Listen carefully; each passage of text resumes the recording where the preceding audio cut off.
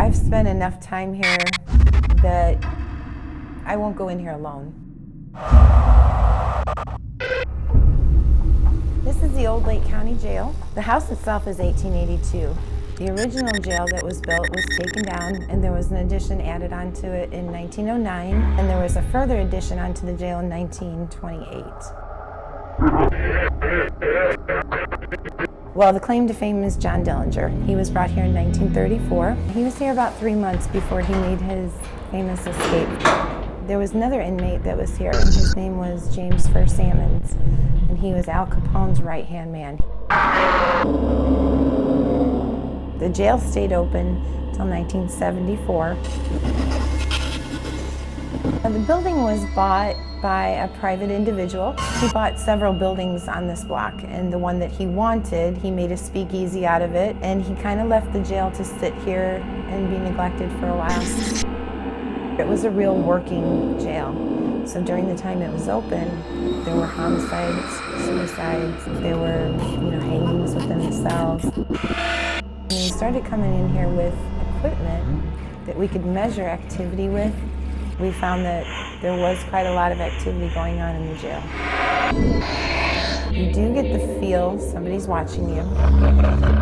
This connected the jail to the 1928 addition. And what it is just a long hallway that they could access the back parts of the jail with. A lot of times we take our places alongside the wall, and what we can get is what seems like somebody walking back and forth down the tunnel. But every now and then, you get where you turn your head and there is something right next to you. These are suicide grids. They actually didn't go in until after 1940s. So before that time, there were a few accidents. This area here, the last thing it was used for was federal offenders. You can actually see shadow figures coming in and out of the cells. And another thing that happens in this area a lot, people tend to get panic attacks, nausea, sickness, to where we have to take them out of this area. Each cell block has a solitary confinement. This cell block has one too, and it's one of the areas that I won't even go into. It is just so dark and so heavy when you go in that room that you feel like you can't breathe. People do a lot of voice recordings here. There are a lot of EVPs that come from this jail. I've seen enough to realize that a lot of things happen that you know you're seeing, but you can't explain.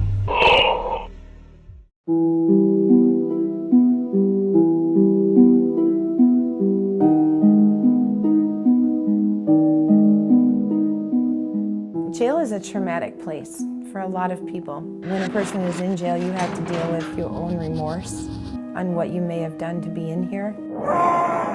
That is a lot of weight to carry, and I think people that pass over, they don't always make peace with that.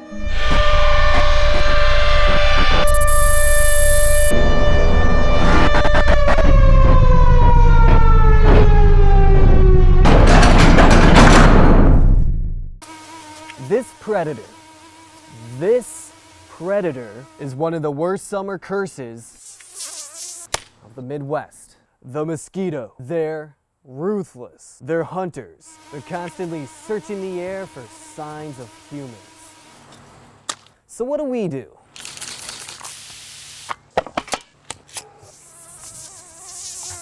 All age tactics to keep the mosquitoes away, but do they really work? Well, one Caltech study shows that the hunt for a host is way more sophisticated. Mosquitoes come with a triple threat of tools. Here's what we learned. Mosquitoes first sense smell. They're attracted to CO2 as humans exhale. This starts anywhere from 32 feet to 164 feet. Their next trait is sight. They can spot a figure as far as 16 feet to 32 feet. That's you right there. Lastly, they use thermal heating about 7 inches away to confirm your food. That explains a lot. But think about this. When you're in a big group, every single person is exhaling CO2, which attracts our most hated villain.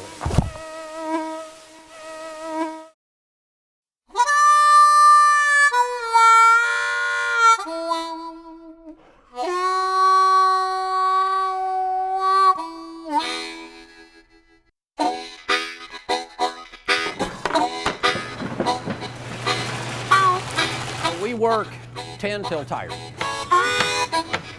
We're doing around 30,000 pounds a year right now. Stone grinding is slow and gentle.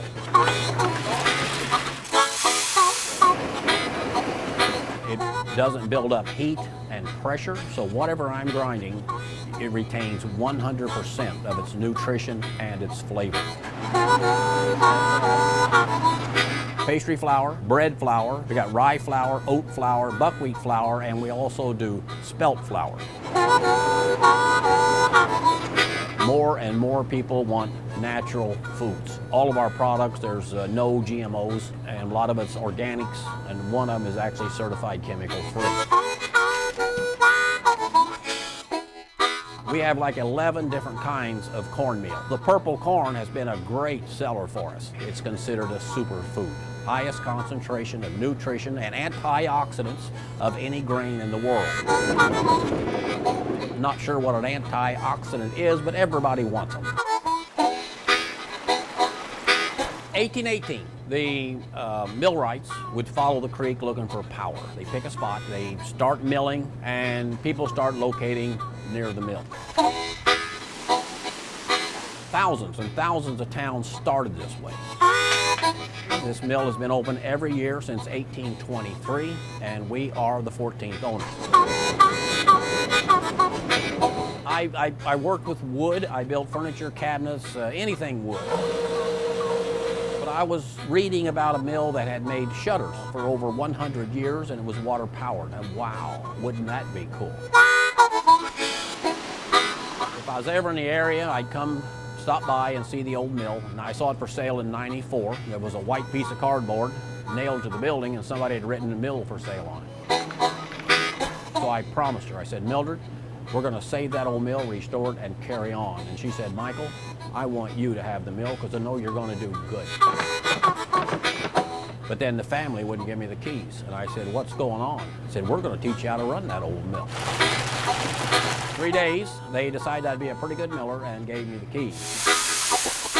I still do a little bit of woodworking on the side, but here I am, like flour and cornmeal.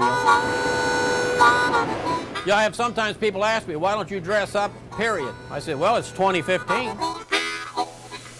Miller before me didn't dress up, I'm not dressing up either. I love it. How many people get to make flour and cornmeal with a 200-year-old grist mill? I mean, it's just, I couldn't be happier. So many people, they want to help, they love this place, and it's gone from being hung up onto a top 20 reason to love Indiana. I'm thinking when I get my water wheel out there, it's going to be the tallest water wheel in Indiana. I'm going to be top 10.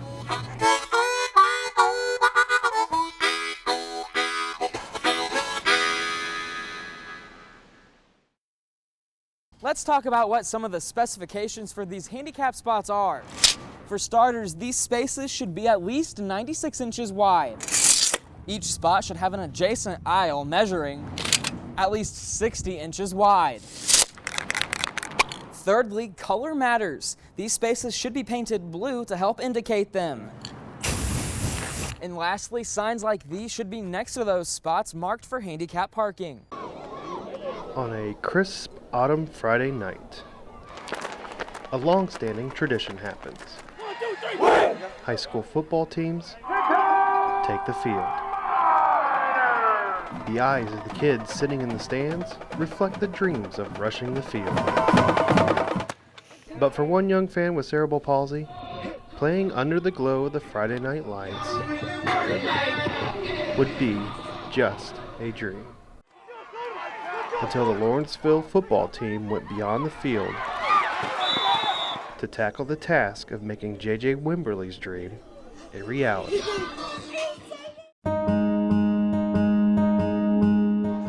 You're one of us.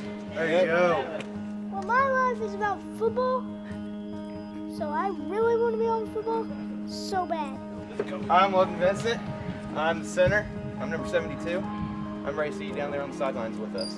Oh, yeah. We don't realize how big of role models we are, but when something like this comes up, you really realize how much little kids look up to you. Work it! I know when I was a little kid, I looked like high school players, looked to them like they were NFL players, and I really love how inspired he is by us. It's awesome. Hey, you're part of us now, all right? Always. Really, football is, is a part of life, and we really want to stress to the kids that, it's much bigger than things that are happening on the field. There's people out there that aren't quite as fortunate as what we are, and for us to be able to do this, for him is just is awesome. Yeah, JJ on 3. 1, 2, 3, JJ! Woo! He wants nothing more than just to be on the sideline with us. JJ said that his biggest thing in life is he'd like to be on the football field. And tonight, that dream has come true when he will lead our team onto the football field. Ready? Let's go. We're coming back here with him. Come on, buddy.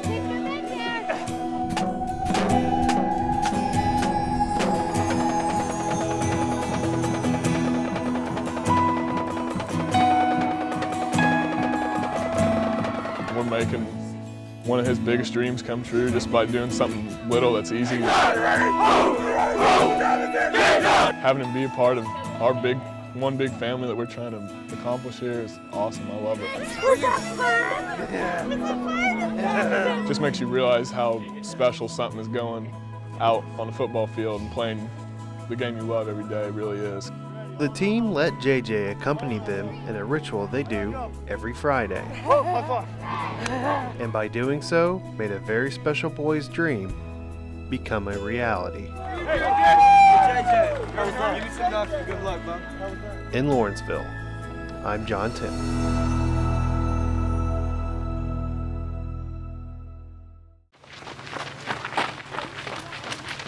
Cross country is demanding on the body and mind. Now imagine doing it and not being able to see.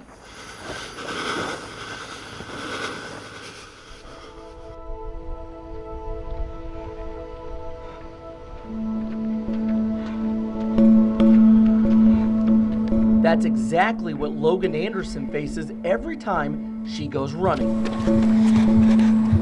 I have oculocutaneous albinism. 1 in 20,000 is born with this. At the age of 2, it took her eyesight, but not her spirit. I love life.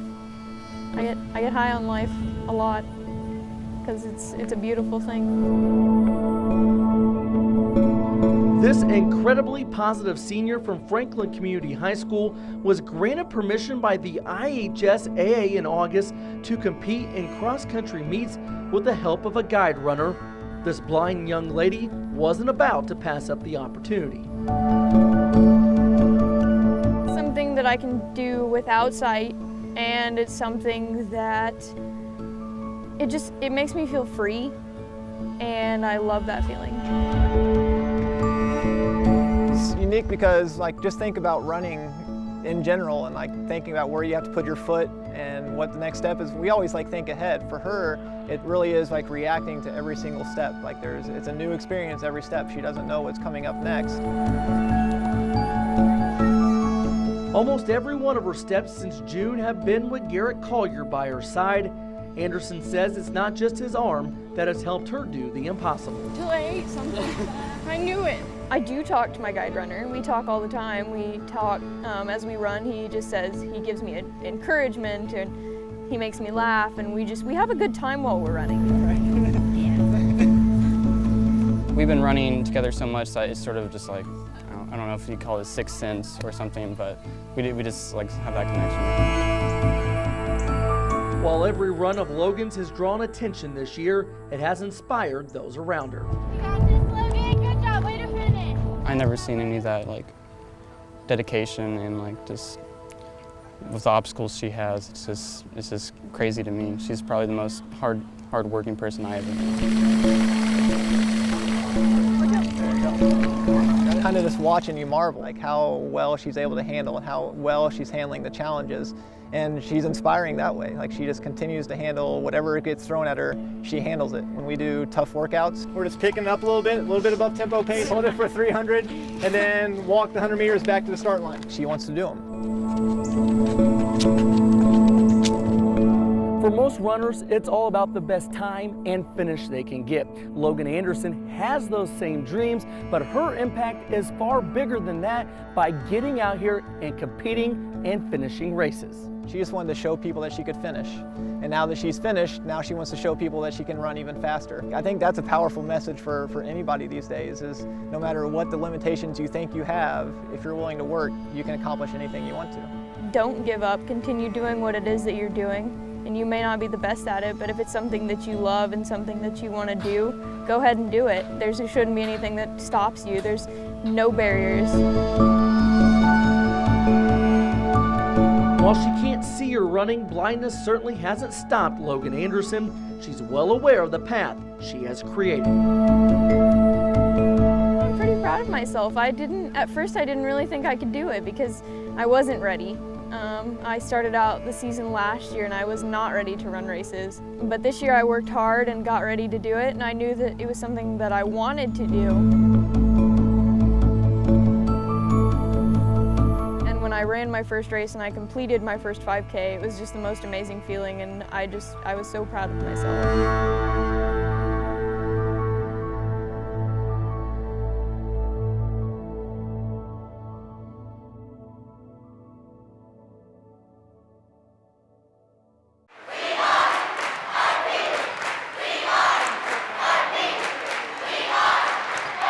All 15-year-old Riverton Park cheerleader Kirsten Ritchie wants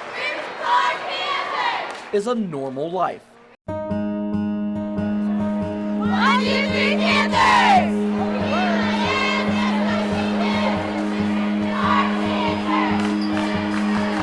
I want to be like everybody else. Kirsten never had a chance at that. You see, she was born with cystic fibrosis, a genetic lung disease. It's hard for me to breathe. They compare it to breathing through a straw.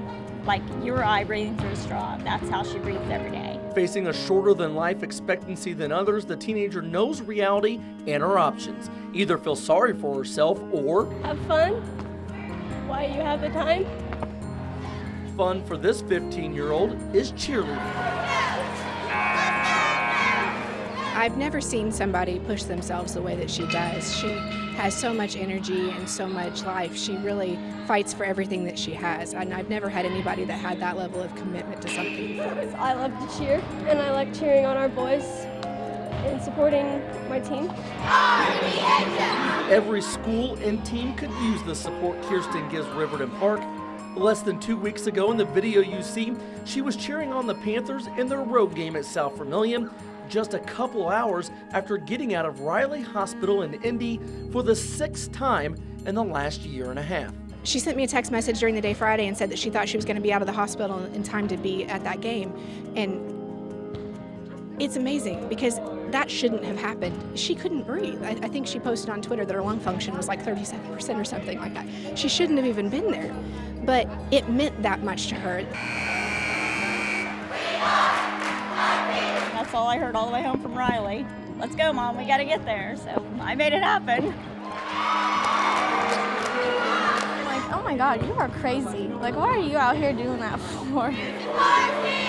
It's that kind of dedication, spirit, and enthusiasm that has left those around Kirsten in awe of the way she's handled this. The fact that she can still get up in the morning and be supportive of other people is what's remarkable. It's incredible. She leads by example, and that's what she does. That's who she is. Who Kirsten Ritchie is a very talented 15-year-old freshman cheerleader from Riverton Park who refuses to let cystic fibrosis define her. In the process, she's had a huge impact in her very young life. She's 15 years old, and she's an inspiration to everybody that's around her. You know, you look at what she's been able to accomplish, and you wonder how anybody could push through the things that she pushes through.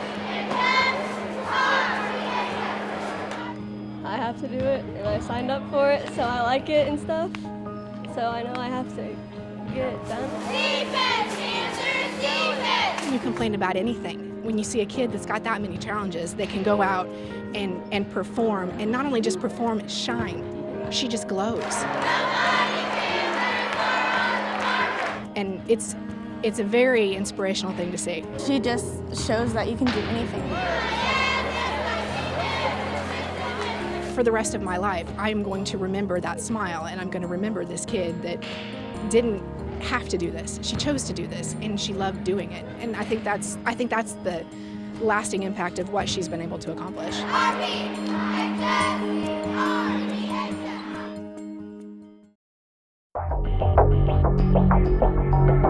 Inside these walls. We operate like our own small little town.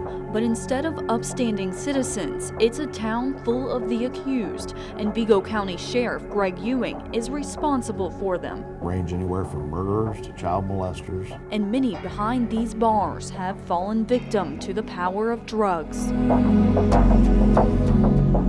About 80% of the people that are incarcerated is of a result of drugs. Much as you might expect, but then there are those. They're being bombarded by some kind of rays coming from the universe in their jail cell. They are the inmates who suffer from mental illness. Does it feel overwhelming sometimes? Oh, it is tremendously overwhelming. A feeling Nurse Susan Streeter is familiar with. Her challenge is to keep those inmates stable. We have to be on our toes all the time. If you ask anyone here, they are barely managing. Often the jail walls push past their limit of their 268 inmate maximum. And we're told 30% of those inmates suffer from a mental illness. They can take their shirt or their pants and create something to go around their neck and hang it on the bar, try to hang themselves that way. Let's take a trip back in time to the 70s. That's when states began closing psychiatric hospitals, but the mentally ill did not disappear into thin air. Ewing recalls an eye-opening moment. And I can remember one time as a young deputy taking this female that we had found that was actually in a tub of water and had slit her wrist. During the initial evaluation part, they said, well, she's been drinking, we'll just take her to jail. And I said, take her to jail for what? She doesn't need a jail, she needs help. But instead, many are locked in a cell where help is in short supply. I do feel bad for them. I just wish there was something better out there for them.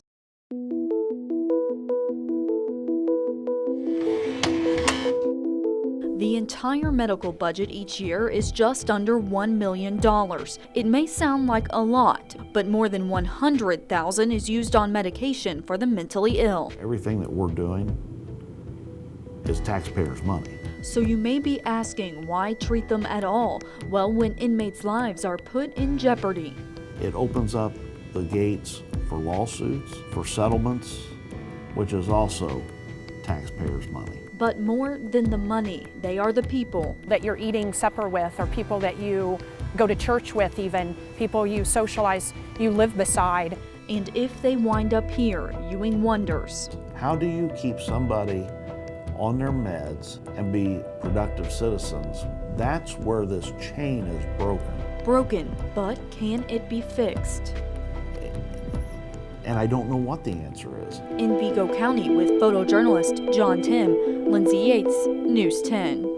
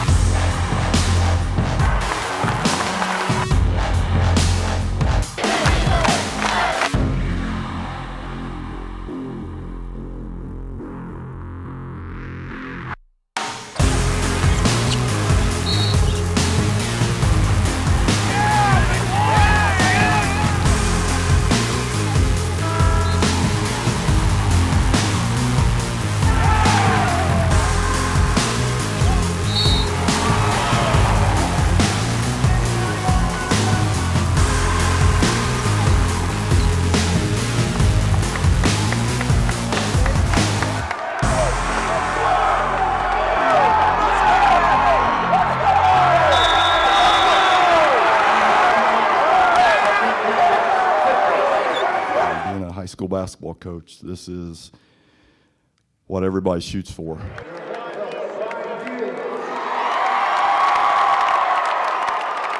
We were fortunate enough to know when our last game was, but that's the mentality we've been trying to play with the past couple weeks, knowing that don't make this our last game and stuff, and I just hope we left that imprint on the team.